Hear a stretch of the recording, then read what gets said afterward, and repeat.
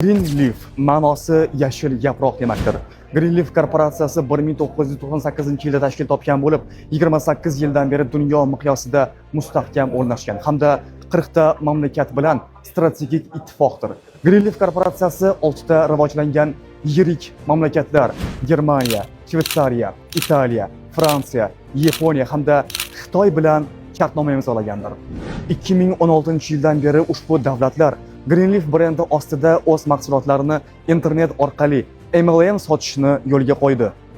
Korporatsiya Xitoyning eng yaxshi tabiati, ekologik toza hududi Suzhou shahrida o'zining kollagen, bambuk, aloe plantatsiyasiga egadir hamda ushbu korporatsiyaning kosmetik parki, diqqat qiling, 107 gektar maydonni egallaydi. Bu taxminan yangi O'zbekiston bog'i bilan teng degani. Greenleaf korporatsiyasi iste'molchilarga arzon narxlarda 8000 xildan ziyod bo'lgan mahsulotlarni taklif qiladi. Ulardan hojatxona qog'ozidan tortib tilla taqinchoqlar, kiyim-kechaklar va hattoki elektromobillari ham mavjuddir. Greenleaf korporatsiyasi mahsulotlariga GMP mahsulotlarning inson organizmiga nojo'ya ta'siri yo'qligiga bildirgi berdi.